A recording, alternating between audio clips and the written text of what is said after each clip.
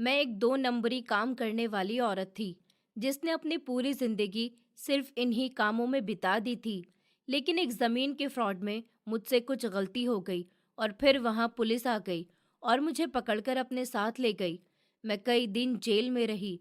Jail में SP जब भी मेरे पास आता था, उसे देखकर मुझे कुछ अजीब-सा महसूस होता था।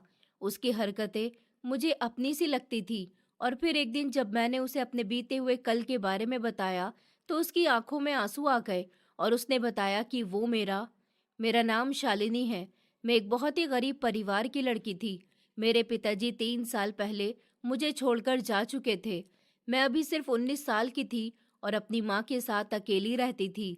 मेरी माँ घर घर में नौकरी करके खाना पकाती थी। एक दिन मेरे लिए एक रिश्ता आया और मेरी माँ ये सुनकर बहुत ज्यादा खुश हुई। उन्होंने फौरन उस रिश्ते के लिए हाँ कर दी। लड़के का नाम अभिषेक था। हमें बताया गया था कि वो एक कंपनी में छोटी-मोटी जॉब करता है। अभिषेक के घर में कोई भी नहीं था। उसके माता-पिता भी इस दुनिया से जा चुके थे। कुछ ही दिनों में शादी हो चुकी थी। शादी होने के बाद मैं जैसे ही अभिषेक के घर में पहुंची, तो मेरी आंखें हैरत से खुल गई थी। उसका घर बहुत ही खूबसूरत और बहुत बड़ा था। उसे देखकर ऐसा नहीं लगता था कि वो किसी कंपनी में छोटी-मोटी जॉब करता है। अभिषेक ने मुझे बहुत प्यार से अपना कमरा दिखाया और मुझसे वादा किया कि वो हमेशा मेरे साथ रहेगा। मैं बहुत ज़्यादा खुश थी कि मेरी ज़िंदगी में इतना सुकून आ चुका है। शादी के 5 दिन बाद ही मेरी माँ इस दुनिया को छोड़कर जा चुकी थी। अपनी माँ के जाने के बाद मैं बहुत ज़्यादा उदास हुई थी, लेकिन अभिषेक ने मुझे तसल्ली दी थी कि वो हमेशा मेरे साथ रहेगा। लेकिन मैं नहीं जानती थी कि अब आगे क्या होने वाला है। हमारी ज़िंदगी बहुत अच्छी गुजर रही थी। एक दिन मैं किचन में खड़ी खाना बना रही थी कि अचानक मेरा दिल मचलने लगा। मैंने अभिषेक को बताया तो वो मुझे फौरन डॉक्टर के पास ले गया और जो खबर सुनने को मिली उससे अभिषेक और मैं बहुत ज़्यादा खुश हुए थे। मैं माँ बनने वाली थी। अभिषेक ने मेरा खूब ख्याल रखना शुरू कर दिया था। वो मुझे एक पल के लिए भी खुद से दूर नहीं करता था। वो मेरा बहुत ज़्यादा ख्याल रखता था। लेकिन मैं नहीं जानती थी कि वो मेरे पीठ पीछे क्या-क्या करता है। वो बहुत पैसे कमाता था, लेकिन छोटी-मोटी जॉब में इतने पैसे कहाँ से आ सकते हैं? वो अक्सर फ़ोन पर बातें करता रहता था। कभी-कभी मुझे उस पर शक होता कि आखिर वो करता क्या है? लेकिन मुझे कभी कोई सबूत नहीं मिल पाया। देखते ही देखते वक्त बीतता गया और ऊपर वाले ने हमें एक बहुत प्यारा और खूबसूरत सा बेटा दिया, जिसका नाम हमने राहुल रखा था। अभिषेक बहुत ज़्यादा खुश था और वो मेरे बेटे का और मेरा पहले से भी ज़्यादा बहुत ख्याल रखता था। एक दिन रात में अभिषेक को एक कॉल आई और वो घर छोड़कर भाग गया। अभिषेक को कॉल आई थी कि उसके 2 नंबरी काम के बारे में पुलिस को पता चल चुका है। अभी राहुल को 1 महीना हुआ था कि पता नहीं अभिषेक कहाँ गायब हो गया था।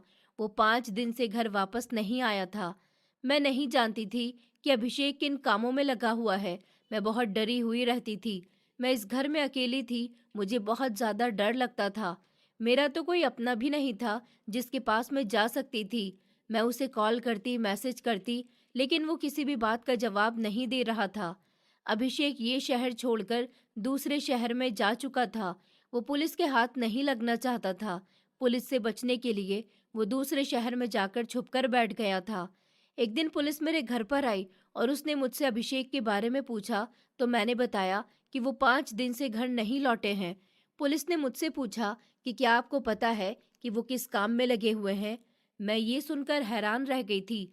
मुझे समझ ही नहीं आ रहा था कि वो किस बारे में बात कर रहे हैं। मैंने उनसे पूछा कि आप कहना क्या चाहते हैं? मैं कुछ समझी नहीं। उन्होंने मुझे बताया था कि आपके पति अभिषेक 2 नंबरी काम करते हैं और अनाथ बच्चों के पैसे हड़प लेते हैं। उन्हें जहाँ से भी खबर मिलती है कि किसी औरत का पति मर गया या फिर कोई बच्चा अनाथ हो गया, तो फौरन जाकर उसकी सारी जायदाद अपने नाम करवा लेते हैं और 2 नंबर काम करके पैसा कमाते हैं। अभी भी उन्होंने एक औरत के घर में जाकर उसे बहुत परेशान किया और उसके सारे पैसे छीन लिए। वो औरत सड़क पर आ गई, लेकिन उसने अपनी हिम्मत नहीं हारी। वो सीधा हमारे थाने आई और उसने बताया कि आपके पति ने उसके साथ ऐसे ऐसे किया है। ये सुनकर मेरे होश उड़ गए थे। मेरे पैरों के नीचे से जमीन निकल गई थी। मुझे यकीन नहीं आ रहा था कि अभिषेक ऐसा इंसान हो सकता है। मुझे थोड़ा बहुत शक होता था कि अभिषेक के पास इतने पैसे कहाँ से आते हैं, लेकिन मैं ये कभी भी नहीं सोच सकती थी कि वो अनाथ बच्चों और अकेली औरतों के पैसे हड़पता है। अभिषेक का एक गोदाम था जिसमें उसने अपनी सारी दौलत को छुपा कर रखा था। वहां पर सोने की बनी ईंटें, औरतों के जेवर, पैसों की गड्डी, हीरे मोती, क्या कुछ नहीं था। उसने गोदाम में पूरे 12 ताले लगा रखे थे। पुलिस को उस गोदाम के बारे में पता चल चुका था और उसने वहां पर रेड मार ली। गोदाम अब पुलिस वालों के हवाले था और अभिषेक का अभी तक कुछ अता पता नहीं था। 5 महीने गुजर चुके थे, लेकिन अभिषेक अभी तक वापस नहीं आया था। मैं पूरा दिन परेशान रहती थी। मैं रोती रहती कि मेरे साथ ऐसा क्यों हुआ। 6 महीने बाद जब अभिषेक की खबर मिली तो पुलिस फौरन अभिषेक को ढूंढने में लग गई और पुलिस ने अभिषेक के मिलते ही उसका एनकाउंटर कर डाला। और ये सुनकर मैं बहुत हैरान रह गई और मेरे होश उड़ गए। मुझे समझ नहीं आ रहा था कि अब मैं क्या करूंगी। मैंने अपना थोड़ा बहुत सामान बांधा और उस घर को छोड़कर चली गई, क्योंकि मैं जानती थी कि ये घर भी अब कुछ ही दिन में सील होने वाला है।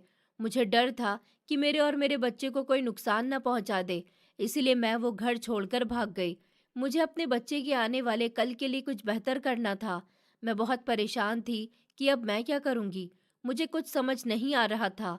मैं अपने बच्चे को कैसे पालूंगी। मैं अपना छोटा सा बैग लिए घूमती रही। मेरे पास बस कुछ 1000 रुपए ही थे। मैंने एक छोटा सा कमरा किराए पर लिया था। उस कमरे का किराया देने में ही मेरी सारी जमा पूंजी खत्म होती जा रही थी। मैंने सोचा कि अब मैं कोई नौकरी कर लूंगी। मैं घर घर जाकर नौकरी के लिए पूछती थी, लेकिन मुझे कहीं भी नौकरी नहीं मिल रही थी।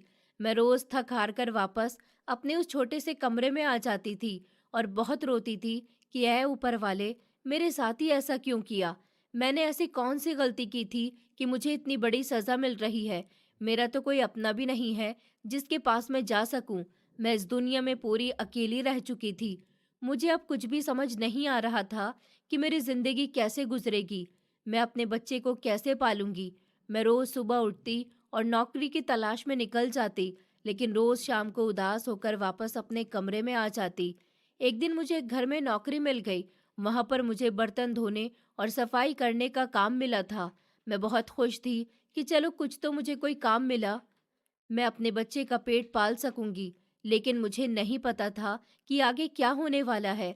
मैं उस घर में रोज जाती थी और अपना काम करके शाम को वापस आ जाती थी। लेकिन उस घर में 4 लोग रहते थे, पति पत्नी और उनके 2 बच्चे थे। वहां की मैडम ने मुझे नौकरी पर रखा था। मैं बहुत सुकून से अपना काम करती थी, बहुत अच्छे तरीके से। लेकिन मैडम के पति मेरे ऊपर गंदी नजर रखते थे। मैं इस बात को समझ रही थी, लेकिन मेरे पास कोई और चारा नहीं था। मैं उनकी गंदी नजरें सहते हुए ही इस घर के काम करती रहती थी। एक दिन मैं किचन में खड़ी बर्तन धो रही थी कि अचानक मैडम के पति मेरे सामने आकर खड़े हो गए। मैडम अपने बच्चों के साथ कमरे में उन्हें होमवर्क करा रही थी। उन्होंने मुझसे बहुत धीमे लहजे में पूछा कि शालिनी, तुम्हारे घर में कौन कौन रहता है। मैं उनकी आवाज सुनकर कांप कर रह गई थी। मुझे समझ नहीं आ रहा था कि अब मैं क्या करूं। मुझे बहुत डर लग रहा था। मैंने हकलाते हुए जवाब दिया कि जी, मेरा एक बेटा है। मैं किराए के घर में रहती हूँ। मेरे पति इस दुनिया से जा चुके हैं। मैं इस दुनिया में बिल्कुल अकेली हूँ। मैंने डरते हुए अपनी सारी सच्चाई बता दी थी। उन्होंने मेरे कंधे पर हाथ रखते हुए कहा, अरे बेचारी, तुम्हारे पास तुम्हारा कोई भी अपना नहीं है। मैं फौरन डरकर पीछे हो गई थी और उनका हाथ अपने कंधे से हटा दिया था। डरो मत, मैं तुम्हारा अपना हूँ। तुम्हें डरने की कोई जरूरत नहीं है। मैं हमेशा तुम्हारे साथ हूँ, उन्होंने मुझसे कहा और किचन से निकलते चले गए। मैं बहुत ज्यादा डर गई थी। मुझे समझ नहीं आ रहा था कि अब मैं क्या करूंगी। मैं उस दिन अपने घर आकर बहुत ज्यादा रोई थी। ये दुनिया एक औरत को जीने नहीं दे सकती। एक अकेली औरत इस दुनिया में बहुत मुश्किल से रह पाती है ऊपर वाले, मेरी जिंदगी आसान कर दीजिए। मुझसे अब ये सब कुछ और बर्दाश्त नहीं होता। मैं रो रो कर ऊपर वाले से प्रार्थना करती रहती थी और अपने बच्चे को सीने से लगाए रखती थी। मुझे अपने बच्चे की फिक्र अंदर ही अंदर खाए जा रही थी। मैं सोचती रहती थी कि आखिर मेरे बच्चे का आने वाला कल कैसा होगा। मेरा बच्चा इस दुनिया में अकेला कैसे जी सकेगा। एक दिन मैडम अपने बच्चों के साथ कहीं पर गई हुई थी और उनके पति घर पर अकेले थे। मैं जैसे ही नौकरी पर आई, मैंने अपना काम करना शुरू कर दिया। मैंने पहले बर्तन धोए, फिर झाड़ू पोछा किया। सारा काम निपटाने के बाद जब मैं अपने घर को जाने लगी तो उनके पति ने मेरा हाथ पकड़ लिया। मैं चिल्लाने लगी कि मुझे छोड़ दो, ये आप क्या कर रहे हैं, मुझे जाने दीजिए।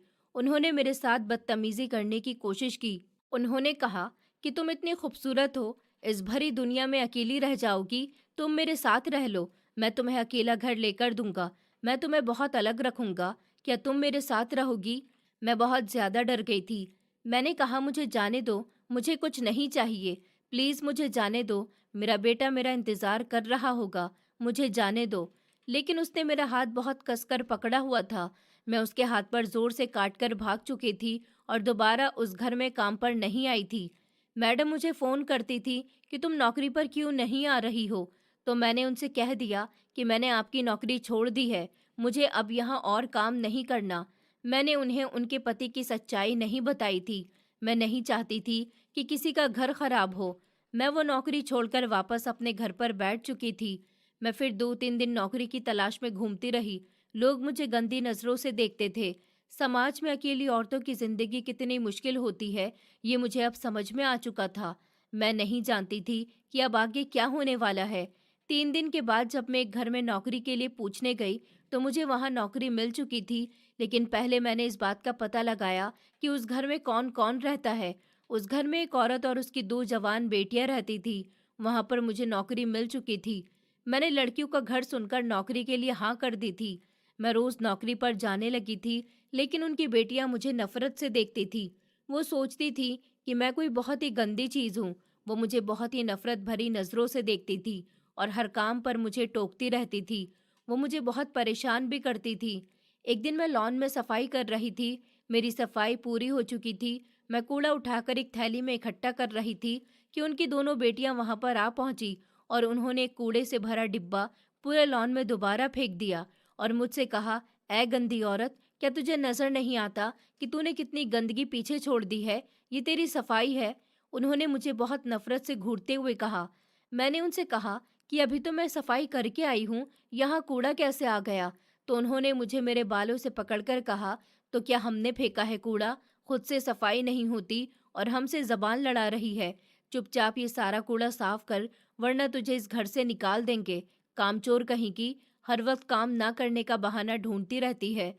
वो मुझे धक्का देते हुए वहां से जा चुकी थी और मैं वहीं बैठकर रोने लगी थी और सोचने लगी थी कि आखिर मेरी जिंदगी इतनी मुश्किल क्यों हो चुकी है।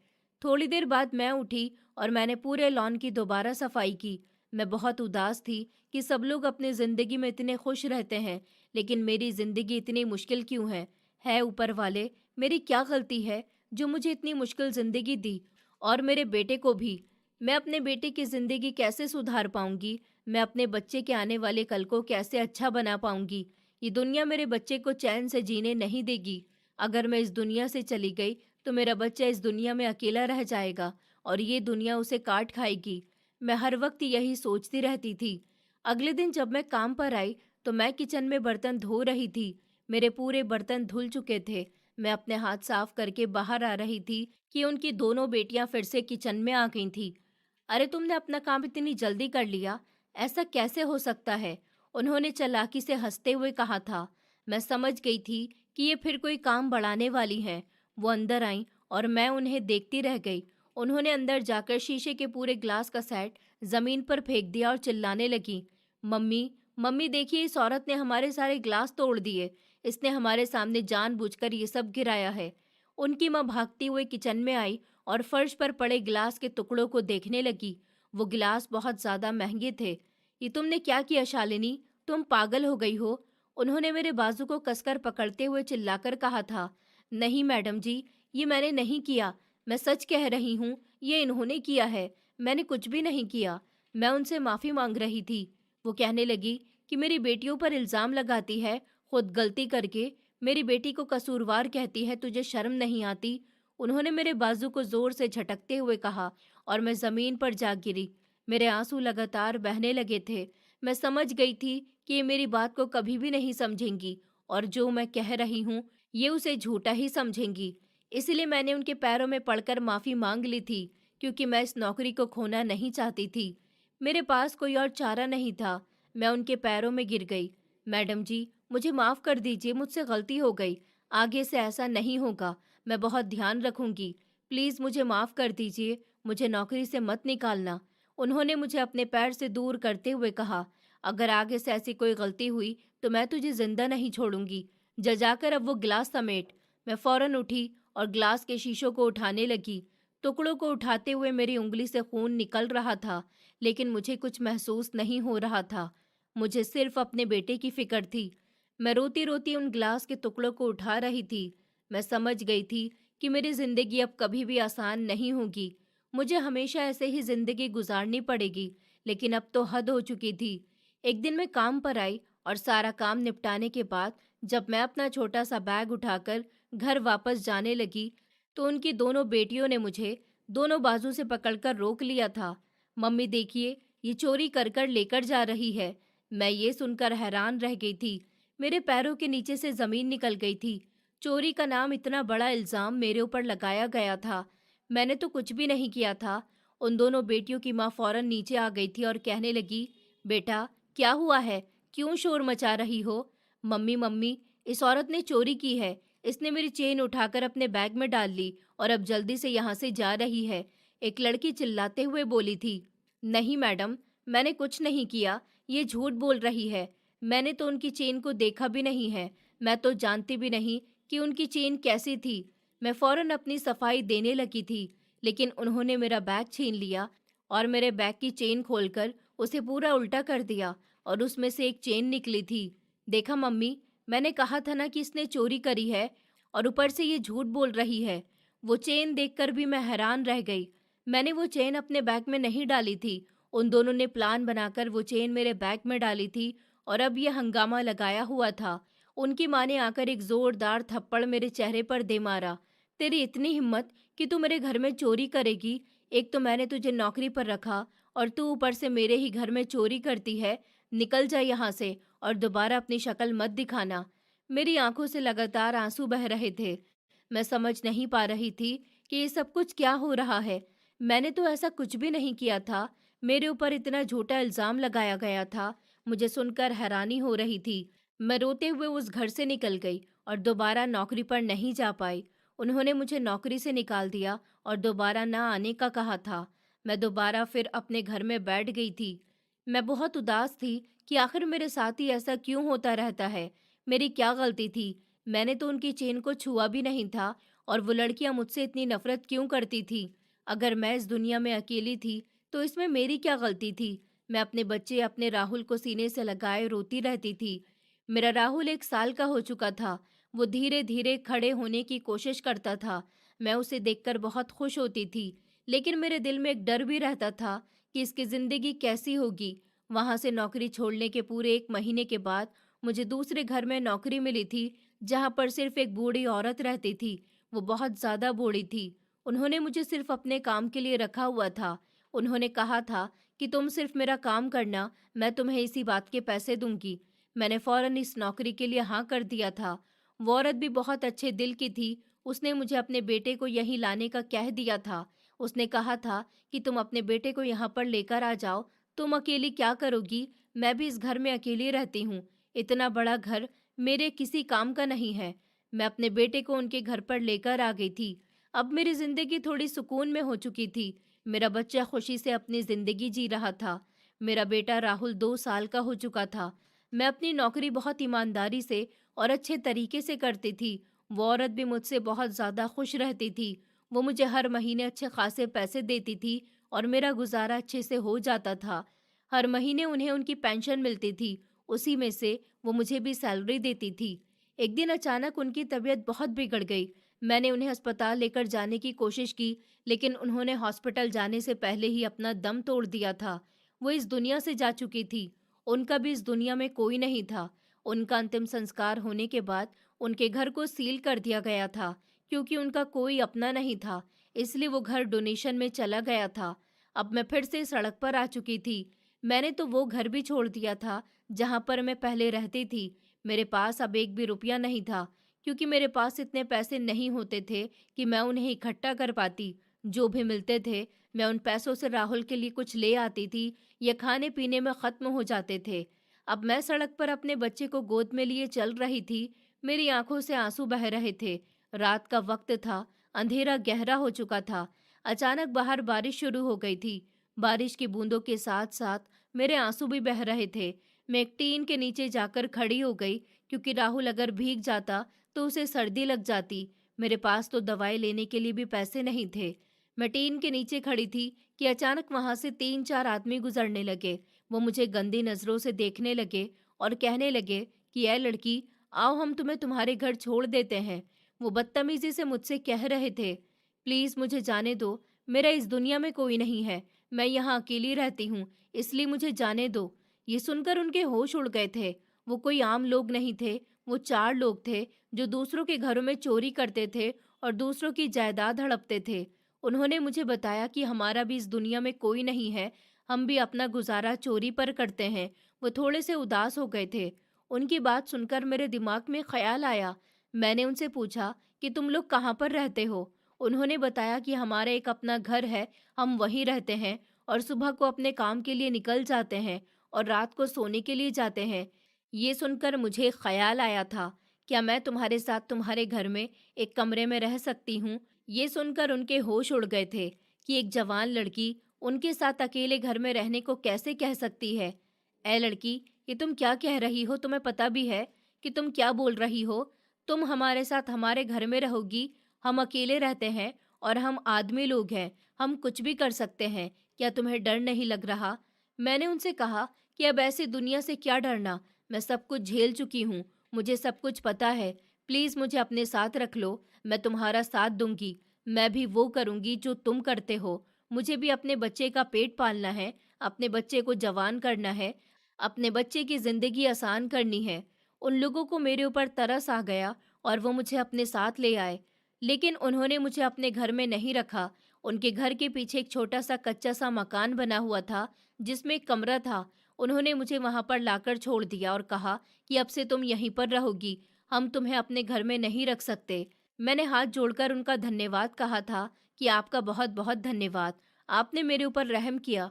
अगर आप ना होते तो पता नहीं आज मैं कहाँ जाती। वो लोग दिल के बुरे नहीं थे, हालात ने उन्हें ऐसा बना दिया था। वो मुझे छोड़कर अपने घर पर जा चुके थे और तभी मैंने सोच लिया था कि मैं आपसे इज्जत की रोटी नहीं कमाऊंगी, क्योंकि इज्जत की रोटी में कुछ नहीं रखा, हर जगह से बेइज्जती ही मिलती है। मैंने सोच लिया था कि मैं भी वही काम करूंगी जो ये लोग करते हैं और अपने बेटे को बहुत अच्छा इंसान बनाऊंगी, एक बड़ा आदमी बनाऊंगी, उसे बहुत अच्छी जिंदगी दूंगी। मैं अपने बेटे को कभी किसी परेशानी का सामना नहीं करने दूंगी। अगले ही दिन मैं उन लोगों के पास गई और मैंने उनसे कहा कि प्लीज मुझे भी कोई काम दे दो, मैं भी तुम लोगों के साथ काम करना चाहती हूँ। मुझे भी अपने बच्चे का पेट पालना है, मुझे अपने बच्चे को बड़ा करना है। मैं भी वही काम करना चाहती हूँ जो तुम लोग करते हो। मुझे समझ आ गया है कि इज्जत की रोटी में कुछ नहीं रखा। अगर इंसान इज्जत से रोटी कमाने का सोचता है तो वो हर जगह से बेइज्जती होता है। उन लोगों को मेरे ऊपर तरस आ गया था और उन्होंने मुझे अपने साथ लगा लिया था। मैं उनके साथ मिलकर चोरी करती थी, लोगों की जायदाद छीनती थी। मेरे हालात थोड़े बेहतर हो चुके थे जब से मैंने ये काम करना शुरू किया था। मैं जानती थी कि मैं गलत काम करती हूँ, लेकिन मुझे अपने बच्चे को पालने के लिए ये सब कुछ करना पड़ रहा था। मैं अपने बच्चे को कभी भी परेशानी में नहीं देख सकती थी। मैं अपने बच्चे को एक अच्छी जिंदगी देना चाहती थी। 2 साल और बीत गए थे। मैं यही काम करती रहती थी और मैंने अपना एक छोटा सा घर ले लिया था, जिसमें 2 कमरे बने हुए थे। मेरा बेटा 5 साल का हो चुका था। मैं अपने काम में इतनी व्यस्त हो गई थी कि अपने बेटे से मेरा ध्यान थोड़ा हटने लगा था। मैं अपने बेटे को घर पर अकेला छोड़कर अपने काम पर निकल जाती थी। वो लोग मुझे बताते थे कि आज तुम्हें यहाँ चोरी करनी है, इस घर में कोई नहीं है। मैं वैसा ही करती थी जैसा वो लोग कहते थे और देखते ही देखते मैं ये काम बहुत अच्छे तरीके से करने लगी थी। मैं आज तक कभी भी पकड़ी नहीं गई थी। एक बार मैं एक घर में चोरी करने गई। उस घर के लोग दावत में गए हुए थे। मैं चोरी कर ही रही थी कि अचानक उस घर का दरवाज़ा खुला। मैं हैरान रह गई। मेरे पैरों के नीचे से ज़मीन निकल गई। मुझे समझ नहीं आ रहा था कि मैं अब क्या करूँगी। मैं फौरन एक पर्दे के पीछे छुप गई। उस घर में एक आदमी कुछ लेने आया था। शायद वो कुछ लेकर जाना भूल गया था। मुझे नहीं पता कि वो क्या करने आया था, लेकिन उसे कुछ आहट सी महसूस हुई थी। उसने सारी बातों को नज़रअंदाज करते हुए अपने काम पर ध्यान लगाया। लेकिन पर्दे के पीछे खड़े मेरे हाथ से एक फूलदान जमीन पर गिर गया, जिसका शोर सुनकर उसके होश उड़ गए। वो फौरन पीछे पलटकर आया। उसने अपनी नजरों को दौड़ाते हुए सब जगह देखा और उस जगह पर आ गया जहां से उसे आवाज आई थी। वो धीरे धीरे कदमों से चलता हुआ वहां पहुंचा। उसे पर्दा हिलता हुआ महसूस हुआ। उसने वो पर्दा हटाया और मुझे देख लिया। मैं परेशान हो गई, मेरे होश उड़ गए। वो मुझे पकड़ने लगा था कि ए लड़की, कहाँ जा रही हो तुम? कौन हो? इधर आओ जरा। मैं भाग रही थी, लेकिन मेरा पैर कालीन पर अटक गया था और मैं जमीन पर गिर गई थी। मुझे जाने दो, मैंने कुछ नहीं किया। प्लीज मुझे जाने दो। ऐसे कैसे जाने दूं? तुम चोर हो। तुम यहाँ क्यों आई थी? ये तुम क्या कर रही थी यहाँ पर? उसने मुझे पकड़ने की कोशिश की। मैंने उससे बचने की बहुत कोशिश की थी। मैं भागने लगी। वो मेरे पीछे पीछे ही था और अचानक मेरे हाथ में एक बड़ा सा लोहे का डंडा आ गया। देखो, मुझसे पीछे रहो, वरना मैं ये डंडा तुम्हारे सर पर मार दूंगी। वो डर गया था। सुनो लड़की, इसे नीचे फेंक दो और मैं तुम्हें यहाँ से कहीं नहीं जाने दूंगा। तुम रुको, मैं अभी पुलिस को बुलाता हूँ। उसने जैसे ही पुलिस को बुलाने के लिए अपनी जेब से फोन निकाला, मैंने फौरन वो डंडा उसके सर पर मार दिया और वो वहीं पर बेहोश हो गया। पूरे फर्श पर खून ही खून फैल गया था और मैं ये देखकर हैरान रह गई थी। मेरी आंखें फटी की फटी रह गई थी। ये मुझसे क्या हो गया था? पहली बार जिंदगी में मैंने किसी को मारा था। मैं डर गई थी। मेरे माथे पर डर के पसीने की बूंदें साफ नजर आ रही थी। मुझे समझ नहीं आ रहा था कि अब मैं क्या करूं। मैंने डंडा वहीं पर फेंका और मैं फौरन उस घर से बाहर निकल गई। मैं बहुत ज्यादा डर गई थी। मैं नहीं जानती थी कि अब आगे क्या होने वाला है। मैंने अपने साथियों को बताया कि मुझसे ऐसा हो गया, तो उन्होंने मुझे तसल्ली दी। उन्होंने कहा कि कोई बात नहीं, अक्सर ऐसे कामों में ऐसा होता रहता है, तुम्हें फिक्र करने की कोई ज़रूरत नहीं है। उन्होंने मुझे तसल्ली दी थी। उनकी बातें सुनकर मुझे कुछ सुकून मिल गया था कि शायद ऐसा होता रहता होगा। मैं एक पत्थर दिल औरत बन चुकी थी। मुझे सिर्फ अपने बेटे की जिंदगी संवारनी थी। मेरा ध्यान मेरे बेटे से काफ़ी हट चुका था। मैं अपने काम में बहुत ज़्यादा मगन हो गई थी। मैं सिर्फ पैसे कमाने पर लगी हुई थी। मैं ये भूल चुकी थी कि मेरा बेटा भी मेरा इंतज़ार करता है। एक दिन मैं अपने काम पर निकली और घर की कुंडी लगाना भूल गई। मेरा बेटा खेलते खेलते बाहर आ गया और वो रास्ता भटक गया।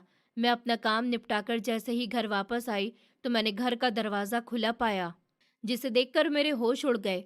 मैं फौरन घर के अंदर आई और अपने बेटे को आवाज़ लगाने लगी, राहुल, राहुल बेटा कहाँ हो? राहुल। लेकिन राहुल कहीं भी नजर नहीं आ रहा था। मैंने घर का कोना कोना छान मारा, हर एक कमरे में ढूंढा, छत पर भी ढूंढा, लेकिन राहुल कहीं भी नजर नहीं आया। मैंने घर से निकलकर आसपास गलियों में, मोहल्लों में, सब में ढूंढा, लेकिन राहुल कहीं भी नहीं था। मैं बहुत ज्यादा परेशान हो गई कि मेरा बेटा कहाँ खो गया। 4 दिन गुजर गए, राहुल का कहीं भी अता पता नहीं चल रहा था। मेरे साथी मुझे तसल्ली दे रहे थे कि ऐसे कामों में ऐसा होता रहता है, अब तुम्हें अपने बेटे की फिक्र छोड़ देनी चाहिए और अपने काम पर ध्यान देना चाहिए। वो मुझे काम करने का कहते रहते थे। मैं भी अपने काम पर ध्यान देने लगी थी। राहुल भटकता भटकता कहीं दूर इलाके में पहुंच गया और एक आदमी ने उसे देख लिया। उस आदमी का नाम राकेश था। बेटा, तुम यहाँ पर क्या कर रहे हो? राहुल ने रोते रोते उस आदमी को बताया, मेरी माँ मुझे छोड़कर चली गई है। मैं अपना घर भूल गया हूँ। मुझे नहीं पता कि मैं कहाँ से आया था। राहुल बहुत रो रहा था। उसका रोना देखते हुए राकेश ने उसे सीने से लगा लिया और अपने घर ले आया। राकेश की पत्नी इस दुनिया से जा चुकी थी। राकेश ने दूसरी शादी नहीं की थी और ना ही राकेश के पास अपना कोई बच्चा था। वो भी इस दुनिया में बिल्कुल अकेला था। उसने राहुल को ही अपना बच्चा बना लिया था और अपनी जिंदगी उसकी परवरिश में लगा दी थी। उसने राहुल को बहुत आराम दिया, उसका स्कूल में एडमिशन कराया और उसे एक अच्छा इंसान बनाने का सोचा था। राहुल ने राकेश को कहा था कि उसे बड़े होकर पुलिस ऑफिसर बनना है और राकेश उसके सपने को हर हाल में पूरा करना चाहता था। देखते ही देखते मैं खुद उस गैंग की लीडर बन चुकी थी। मैं काम इतनी सफाई से करती थी कि मुझे इस गैंग का लीडर बना दिया गया था। अब मैं सबको हुक्म देती थी कि किसको क्या करना है। कोई मुझे कुछ नहीं कहता था। मैं अब बहुत बड़े बड़े काम करती थी, जैसे ज़मीनों का फ्रॉड करना, घर की जायदाद पर कब्जा करना, बैंक में डाका डालना। लेकिन कभी भी मुझे किसी ने नहीं पकड़ा था। 20 साल बीत चुके थे। मैं एक बहुत अमीर औरत बन चुकी थी। मेरा घर इतना बड़ा था कि लोग देखकर हैरान रह जाते थे। दूसरी तरफ राहुल कॉलेज जाता था। वो अपने CSS के एग्ज़ाम दे रहा था। लेकिन एक दिन वो जैसे ही घर वापस आया तो राकेश इस दुनिया को छोड़कर जा चुका था। राहुल बहुत रोया था। पिताजी उठिए, आप मुझे छोड़कर कैसे जा सकते हैं? अभी तो मैं पुलिस ऑफिसर भी नहीं बना था। राकेश ने अपनी सारी जायदाद राहुल के नाम कर दी थी और उसे पुलिस ऑफिसर बनाने के लिए अपनी पूरी जिंदगी गुजार दी थी। राहुल अपने सीएसएस के एग्जाम में पास हो चुका था। इस दुनिया के बेरहम शहर में मेरा नाम बहुत अच्छे से जाना जाता था। ऐसा कोई भी नहीं था जिसे मेरा नाम नहीं पता था। मेरे सीने में दिल की जगह एक काला और बेरहम पत्थर दिल धड़कता था, जिसको रहम, हमदर्दी और इंसानियत का कोई लेना देना नहीं था। मैंने अपनी सारी जिंदगी सिर्फ और सिर्फ दूसरों के हक मारने, गरीबों को लूटने और ख़ास तौर पर उन मासूम और बेबस अनाथ बच्चों की जायदाद को दो नंबरी से हथियाने में गुजार दी थी। मेरे लालच कभी ख़त्म होने का नाम नहीं लेती थी। मैंने अपनी जवानी से लेकर बुढ़ापे तक अनाथ बच्चों को उनके असली घरों से धक्के मारकर और घसीटकर इस शहर की इन कच्ची और गर्म सड़कों पर भीख मांगने के लिए फेंक दिया था और उनकी उन सारी जमीनों और उन दुकानों पर नकली कागज और झूठे गवाहों को लाकर अपना कब्जा जमा लिया था। मैंने कभी किसी रोते हुए मासूम के आंसुओं की परवाह नहीं की थी। मेरा दिल अब पत्थर का हो चुका था। अगर कोई मेरे पैर पकड़ने की कोशिश करता था तो मैं उसे ठोकर मारकर खुद से दूर कर देती थी। मेरे दिल में रहम नाम की कोई चीज नहीं बची थी, क्योंकि मेरा वो काला और गंदा दिल सिर्फ और सिर्फ सोने के सिक्कों की आवाज और हीरो की उस चमक पर धड़कता था, जिसने मेरी आंखों पर एक ऐसी मोटी और अंधी पट्टी बांध रखी थी जिसे मौत के अलावा कोई और नहीं खोल सकता था। मेरे हाथों पर गरीब लोगों के बहते हुए आंसू और उनकी बद्दुआओं का वो खून लगा हुआ था, जिसे इस दुनिया का कोई पानी, कोई समुंदर नहीं धो सकता था। मैंने शहर के सबसे अंधेरे, वीरान और सुनसान इलाके में अपने एक बहुत बड़ा और खूबसूरत किले जैसा गोदाम तैयार करवाया था, जिसकी ऊंची और मजबूत दीवारें मेरी लालच और मेरी दो नंबर की कमाई को बचाने के लिए खड़ी की गई थी। वो गोदाम सिर्फ एक आम सी इमारत या कोई मामूली जगह भी नहीं थी, बल्कि वो असली हीरो और असली सोने की ईंटों और ऐसी कई चीजों से भरी हुई थी। वहां पर ऐसा खजाना था जिसकी कीमत का अंदाजा लगाना इस शहर के बड़े से बड़े इंसान के बस की बात भी नहीं थी। उस गोदाम की वो दीवारें इतनी ऊंची और मोटी थी कि कोई उन पर चढ़ने का सोच भी नहीं सकता था। किसी आम इंसान के लिए तो बहुत ही मुश्किल था उन दीवारों के ऊपर चढ़ना।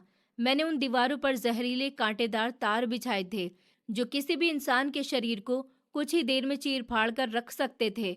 उस गोदाम में मेरी पूरी जिंदगी की कमाई इकट्ठा थी। उसमें खास सोने की ईंटें, हीरे मोती, पैसे, सब कुछ रखे हुए थे।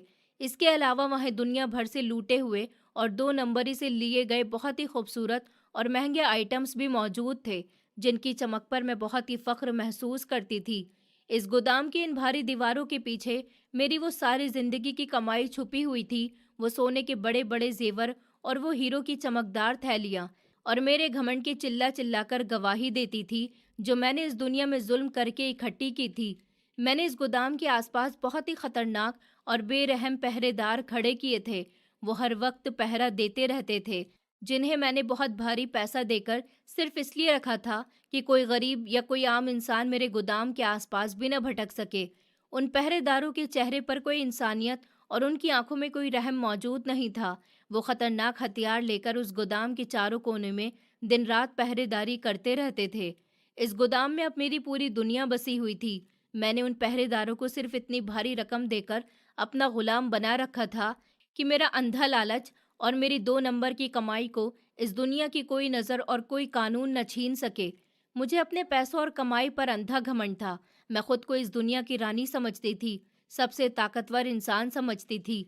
मैं अपनी खूबसूरत और बड़ी हवेली के उस रेशम के नर्म बिस्तर पर सोई थी, जहां मुझे दुनिया का हर आराम, हर राहत मिलती थी। मेरी वो हवेली बहुत ही ज्यादा बड़ी और बहुत ही खूबसूरत थी। उसके बड़े लॉन में कीमती चमकदार पत्थर लगाए गए थे और हवेली की ऊंची दीवारों पर शुद्ध सोने और चांदी से बहुत शानदार काम किया गया था।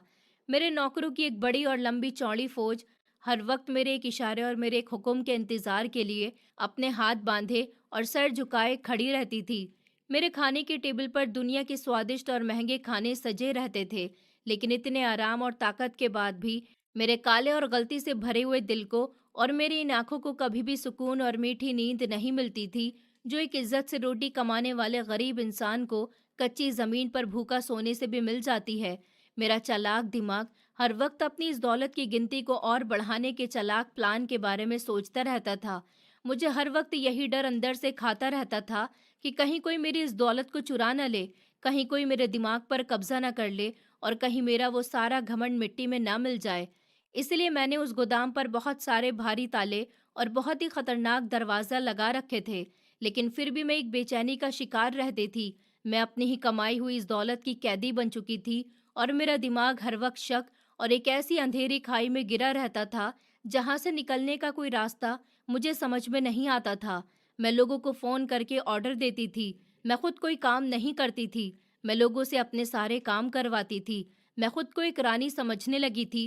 जहां भी मुझे खबर मिलती थी कि कोई बच्चा अनाथ हो गया या किसी औरत का पति उसे छोड़कर चला गया, मैं फौरन अपने आदमियों को वहां भेज देती और जबरदस्ती उनकी सारी जायदाद हड़प लेती थी और अपनी कमाई को बढ़ाती रहती थी। मेरे दिल में अब एक इंसान का दिल नहीं बचा था, सिर्फ एक पत्थर रह गया था। मुझे किसी पर रहम नहीं आता था, मुझे किसी के रोने पर तरस नहीं आता था। मुझे सिर्फ अपनी कमाई को बढ़ाने का भूत सवार था। पता नहीं मैं इतनी कमाई का क्या करती, लेकिन मैं ये काम अब छोड़ भी नहीं सकती थी। मैं अपने गोदाम में खड़े होकर इस तरह सांस लेती थी जैसे मुझे बहुत सुकून मिल रहा हो। पैसे से निकलने वाली महक और हीरे की चमक मेरे दिल को सुकून पहुंचाती थी। मुझे ऐसा लगता था कि मैंने पूरी दुनिया को हासिल कर लिया है। मुझे अपने घर पर सिर्फ यही डर रहता था कि कोई मेरे गोदाम में ना घुस आए, कोई मेरी जिंदगी भर की कमाई को हड़प न ले। दूसरी तरफ मेरा बेटा राहुल एक बहुत बड़ा एसपी ऑफिसर बन चुका था। वो मुजरिमों को पकड़कर कड़ी से कड़ी सजा देता था। ऐसा कोई भी केस नहीं था जिससे उसने पूरा ना किया हो। एक से एक मुश्किल केस वो चुटकियों में पूरा कर देता था और मुजरिम को पकड़ लेता था। एक बार राहुल को बहुत बड़ा केस मिला था। उस केस में मुजरिम किसी के भी हाथ नहीं आ रहा था, इसलिए वो केस राहुल को सौंपा गया था। राहुल उस मुजरिम को पकड़ने के लिए निकला हुआ था। जैसे ही वो मुजरिम की जगह पर पहुंचा, वहां वो मुजरिम को पकड़ने ही वाला था कि मुजरिम ने गोली चला दी और गोली सीधा राहुल के बाजू को छूती हुई निकली थी। लेकिन राहुल हार नहीं माना था। उसने अपने जख्मी बाजू के साथ ही मुजरिम को पकड़ लिया था, लेकिन उसके बाजू को ज्यादा चोट नहीं आई थी क्योंकि गोली बस छूकर गुजरी थी, इसलिए उसका बाजू बच गया था। कुछ ही दिन में वो ठीक हो चुका था। इधर मैंने अपने लोगों को एक जमीन में फ्रॉड करने के लिए कहा हुआ था, लेकिन वो ठीक से काम नहीं कर पाए और मेरा नाम बाहर आ गया। पुलिस मेरे पीछे पड़ गई। मैं दूसरे शहर चली गई, लेकिन वहां भी पुलिस ने मेरा पीछा नहीं छोड़ा। मैंने 4 बार अपनी जगह बदल ली, लेकिन पुलिस मेरा पीछा नहीं छोड़ पाई और चौथी जगह पर पुलिस ने मुझे पकड़ लिया। मुझे पकड़ने एसपी राहुल ही आया हुआ था। मुझे पकड़ने के बाद जेल में डाल दिया गया था। मेरे खिलाफ सबूत इकट्ठे किए जा रहे थे क्योंकि मैं काम इतनी सफाई से करती थी। मेरे सबूत बहुत आसानी से नहीं मिल सकते थे, लेकिन राहुल की जिम्मेदारी पर जो केस आ जाए वो इतनी आसानी से जाने नहीं देता। वो तिनका तिनका करके सारे सबूत इकट्ठे कर रहा था। न राहुल मुझे पहचान सकता था और ना ही मैं राहुल को। मुझसे जेल में राहुल जब भी कोई सवाल करने आता था, उसकी हरकतें देखकर मुझे अजीब महसूस होता था। उसके गले पर एक मोटा सा तिल था जो मेरे बच्चे पर भी था। अगली बार जब राहुल आया तो उसके हाथ में एक कॉपी पेन था। वो बाएं हाथ से लिख रहा था। मेरा राहुल भी बाएं हाथ से लिखता था। उसे देखकर मुझे अपना राहुल याद आता था, लेकिन मैं अपना दिमाग झटक देती थी कि वो ऐसा नहीं हो सकता। मुझे यकीन ही नहीं होता था। वो मुझसे पूछताछ करने आता था। शालिनी मैडम, इज्जत से बता दीजिए कि आपने कौन कौन सी गलतियां की हैं। अगर आपने हमें नहीं बताया तो हम अपने तरीके से आपसे उगलवा लेंगे। मैं उसे कुछ भी नहीं बताती थी, खामोश रहती थी। राहुल मेरे केस में सबूत इकट्ठे कर रहा था कि उसे मेरा वो गोदाम भी मिल गया। उसने गोदाम के ताले तोड़े, वहां खड़े हुए सारे पहरेदारों को अपनी पकड़ में ले लिया और उसने जैसे ही गोदाम का दरवाजा खोला, अंदर का नजारा देखकर उसके होश उड़ गए थे। सोने की ईंटें, हीरो की चमकती हुई थैलियां, पैसों की महक, सब कुछ देखकर उसके पैरों के नीचे से जमीन निकल गई थी। वो गोदाम इतना भरा हुआ था कि राहुल को यकीन ही नहीं आ रहा था कि ये सब कुछ एक औरत ने किया है। राहुल वापस पुलिस स्टेशन आया और मेरे थाने में आकर मुझसे पूछताछ करने लगा। देखो शालिनी मैडम, हमें बता दो कि तुमने क्या क्या किया है, क्योंकि हमें तुम्हारे खिलाफ बहुत सारे सबूत मिल गए हैं। अब तुम्हें मौत की सजा होने से कोई भी नहीं बचा सकता। तुमने इतने लोगों की जान ली है, तुमने अनाथ लोगों की जायदाद पर कब्जा किया और अकेली औरत को सड़क पर लाकर खड़ा कर दिया। और तुम्हारा वो गोदाम, गोदाम का नाम सुनते ही मेरे होश उड़ गए। क्या गोदाम? मुझे यकीन नहीं आ रहा था। हाँ, गोदाम। हमने तुम्हारा गोदाम भी ढूंढ लिया है जिसमें तुमने अपनी पूरी जिंदगी की कमाई छुपा कर रखी है। नहीं, ऐसा नहीं हो सकता। ये सुनते ही मेरे होश उड़ गए थे। नहीं, ऐसा नहीं हो सकता। अब मुझे समझ आ गया था कि कोई भी मुझे नहीं बचा सकता, क्योंकि अगर किसी के हाथ भी वो गोदाम लग गया तो मेरा बचना नामुमकिन था, क्योंकि मेरी सारी जिंदगी की कमाई इस गोदाम में रखी हुई थी। देखो शालिनी मैडम, अब हमें प्यार से बता दीजिए। मुझे अपनी जिंदगी की एक एक बात बताइए, शुरू से लेकर अब तक। मैं समझ गई थी कि अब भागने का कोई भी रास्ता नहीं है। मैंने उसे अपनी सारी बातें शुरू से बताना शुरू किया। मैं गरीब घर की लड़की थी। मेरी शादी अभिषेक नाम के एक लड़के से हुई थी। वो एक छोटी सी कंपनी में जॉब करता था, लेकिन मुझे बाद में पता चला कि वो एक बहुत बड़ा फ्रॉड और 2 नंबर वाला इंसान है। वो एक एनकाउंटर में मारा गया। मेरा और अभिषेक का एक बच्चा था, राहुल। वो भी बहुत ही प्यारा था। राहुल नाम सुनते ही एसपी राहुल के होश उड़ गए थे। मैं उस घर से निकल गई, क्योंकि मैं जानती थी कि अब मेरी और मेरे बच्चे की जान को बहुत बड़ा खतरा है। मैं अपने बच्चे को कभी भी इस खतरे में नहीं डालना चाहती थी, इसलिए मैं उसे लेकर कहीं दूर आ गई। दूसरे शहर में आकर मैंने घर घर में नौकरी की, लेकिन सब जगह से मुझे बेइज्जती मिली। फिर मैंने सोच लिया कि मैं अपने बेटे को कभी भी किसी परेशानी का सामना नहीं करने दूंगी, इसलिए मैंने एक गैंग का साथ दिया और चोरी करना शुरू कर दिया। लोगों की जायदाद हड़पना, चोरी करना, ये सब कुछ मेरा काम बन चुका था। मैं इस काम में अपने बच्चे को भी भूल गई थी। मुझे अपने बच्चे का बिल्कुल भी ख्याल नहीं रहा था। एक दिन मैं अपने काम के लिए निकली और दरवाज़ा खुला हुआ छोड़ गई। मेरा बच्चा राहुल उसी दिन दरवाजे से बाहर निकल गया और दोबारा मुझे कभी भी नहीं मिल पाया। मैं 2-4 दिन बहुत उदास रही, लेकिन फिर मैं अपने काम में बिजी हो गई। देखते ही देखते मैं इन कामों में बहुत आगे पहुंच गई थी। मुझे अच्छा और मुझसे ज़्यादा सफाई से ये काम कोई नहीं करता था, इसलिए मुझे इस गैंग का लीडर बना दिया गया। और फिर एक दिन मैं बहुत ज़्यादा अमीर हो गई। मैंने सारे अनाथ बच्चों के पैसे हड़पे, और मुझे जहाँ भी खबर मिलती थी कि किसी औरत का पति उसे छोड़कर जा चुका है, तो मैं उसकी जायदाद हड़पने पहुँच जाती थी और उसे सड़कों पर लाकर खड़ा कर देती थी। मुझे किसी पर रहम नहीं आता था, मुझे किसी के आंसुओं पर तरस नहीं आता था। मेरा दिल पत्थर का हो चुका था। मुझे अब अपने बच्चे का भी नहीं पता कि वो कहाँ होगा। क्या तुम मुझे मेरा बच्चा लाकर दे सकते हो? मेरा बच्चा बाएं हाथ से लिखता था, बिल्कुल तुम्हारी ही तरह, और उसकी गर्दन पर एक बड़ा सा तिल था। बचपन से वो बहुत ही खूबसूरत बच्चा था। मेरा बच्चा, मैंने उसकी ज़रा सी भी कदर नहीं की। मैं उसे अपने काम में बिल्कुल ही भूल गई। मुझे अपना बच्चा याद ही नहीं रहा। आज मेरा बच्चा मेरे पास नहीं है। क्या तुम मेरे राहुल को लाकर दे सकते हो? मेरी सारी बातें सुनते ही एसपी राहुल की आंखों में आंसू आ गए और उसे भी अपना सब कुछ याद आने लगा था। उसने मेरे कंधे पर हाथ रखते हुए बहुत ही धीमे लहजे में कहा, माँ। ये शब्द सुनते ही मेरे होश उड़ गए। क्या? मुझे लगा शायद मेरे कानों ने कुछ गलत सुना है। मैं राहुल हूँ। मैं आपका राहुल हूँ। आपने मुझे अकेला छोड़ दिया था। ये सुनते ही मेरे होश उड़ गए थे। क्या? ऐसा नहीं हो सकता। तुम यहाँ कैसे हो सकते हो? राहुल ने मुझे अपनी सारी कहानी बताना शुरू की। जब मैं अपने घर से निकल गया था, तो मुझे रास्ते में एक आदमी ने उठा लिया था और वो मुझे अपने घर ले आया था, क्योंकि उसकी पत्नी इस दुनिया से जा चुकी थी और उसका कोई अपना बच्चा नहीं था। उसने मुझे अपने बच्चों की तरह पाला और मुझे इतना बड़ा इंसान बनाया। मैंने उसे बताया था कि मेरा सपना एक पुलिस ऑफिसर बनने का है, तो उसने मेरे सपने को पूरा करने के लिए अपनी पूरी जिंदगी गुजार दी और वो अपनी सारी जायदाद मेरे नाम करके इस दुनिया से चला गया। आज मैं जहाँ भी खड़ा हूँ, सिर्फ उस आदमी की वजह से खड़ा हूँ, और आज मैंने आपको पकड़ लिया। आज मैंने अपनी माँ को एक मुजरिम के तौर पर पकड़ा है। मुझे यकीन नहीं आ रहा। ये सुनते ही मेरे होश उड़ गए थे। मेरी आंखों से लगातार आंसू बहने लगे थे। राहुल बहुत ज्यादा भावुक हो गया था। उसने मुझे सीने से लगा लिया। मेरे बच्चे, मुझे माफ कर देना। मुझसे बहुत बड़ी गलती हो गई। मैं तो तुझे बिल्कुल ही भूल गई थी। मुझे पता है कि मुझसे बड़ी गलती हुई है और मेरी गलती माफ करने के लायक नहीं है। हो सके तो मुझे माफ कर देना। मुझे माफ कर देना। मेरे बच्चे, मैं बार बार उससे माफी मांग रही थी। माँ, आप माफी मत मांगिए। मैंने आपको माफ कर दिया। मैं आपको बचाने के लिए हर मुमकिन कोशिश करूंगा, लेकिन आपने ये सब काम क्यों किया? आपने उन बेचारे लोगों पर जरा भी तरस नहीं खाया। उनके आंसुओं पर थोड़ा सा भी दर्द नहीं हुआ। आपने सबकी जिंदगी बर्बाद कर दी, और अपनी भी, और आज मेरी भी। आपने बहुत गलत किया है माँ। राहुल रोता हुआ जेल से निकलकर चला गया और मुझे बचाने के लिए हर मुमकिन कोशिश करने लगा, लेकिन मेरा बचना नामुमकिन था, क्योंकि मैंने जितनी गलतियां करी थी उनसे बचा नहीं जा सकता था। राहुल ने हर मुमकिन कोशिश की थी, लेकिन वो मुझे बचा नहीं पाया। वो मुझसे मिलने जेल में आया। माँ, मुझे माफ़ कर देना। आपकी गलतियाँ इतनी ज़्यादा हैं कि मैं आपको नहीं बचा सकता। कल को कोर्ट जाना है और वहाँ पर आपका केस दर्ज है। कल को आपको सज़ा सुनाई जाएगी। माँ, मुझे माफ़ कर देना। मैंने उसे सीने से लगा लिया। बेटा, तू माफ़ी मत माँग, गलती तो मेरी है। मैंने तुझे छोड़ दिया। मैं तुझे भूल गई। मैंने ज़रा भी नहीं सोचा कि तेरे साथ क्या हुआ होगा। मुझे माफ़ कर देना बेटा।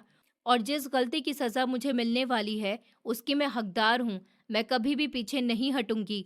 मैंने ज़िंदगी में बहुत गलतियाँ की हैं, मुझे पता है, और मैं अब अपनी सज़ा की हकदार हूँ।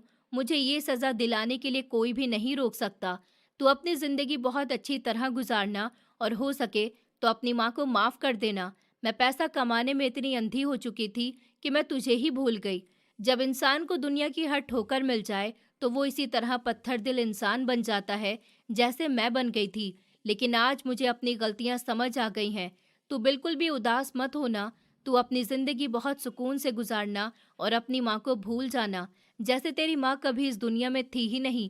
मेरी बात पर राहुल के आंसू लगातार बह रहे थे। अगले दिन मुझे कोर्ट लेकर जाया जा रहा था। कोर्ट में मेरा केस दर्ज हो चुका था और मुझे फांसी की सजा सुनाई दी गई थी। सजा का सुनते ही राहुल और उदास हो गया। वो कोर्ट में रो नहीं सकता था, क्योंकि वो अपनी ड्यूटी पर था। मुझे 2 दिन बाद फांसी होनी थी, इसलिए 2 दिन तक मुझे जेल में ही रखा गया। राहुल ने 2 दिन तक मेरा बहुत ख्याल रखा था। मुझे अपने हाथों से खाना खिलाया और मुझसे ढेर सारी बातें की थी। बेटा, तू एक बहुत अच्छी लड़की से शादी करना, जो बिल्कुल तेरी तरह हो, ईमानदार और अच्छी, और अपनी जिंदगी बहुत खुशी से गुजारना। मेरी बातें सुनकर राहुल की आंखों में आंसू आ जाते थे। माँ, मुझे माफ़ कर देना। मैं आपको बचा नहीं पाया। आपकी गलतियाँ इतनी ज़्यादा थीं कि मेरी हर कोशिश नाकाम रही। मेरे बच्चे, तुम मुझसे माफ़ी मत मांग, बल्कि माफ़ी तो मुझे तुझसे मांगनी चाहिए। हो सके तो मुझे माफ़ कर देना। वो मेरे सीने से लगकर रोने लगा था। 2 दिन बाद ही मुझे फांसी हो चुकी थी और राहुल इस दुनिया में अकेला रह गया था। सच्चाई हमेशा हर अंधेरे और हर जुल्म को चीरकर अपनी सच्ची और असली जगह तक पहुंचकर ही दम लेती है, और इंसान की लालच और उसका घमंड उसकी अपनी मौत का जिम्मेदार बन जाता है। दोस्तों, उम्मीद करती हूँ आपको हमारी कहानी पसंद आई होगी। कहानी पसंद आई है तो वीडियो को लाइक करें, चैनल पर नए हैं तो चैनल को सब्सक्राइब करें, और हाँ, नोटिफिकेशन बेल को ज़रूर दबाएं ताकि अगली अपडेट सबसे पहले आपको मिले।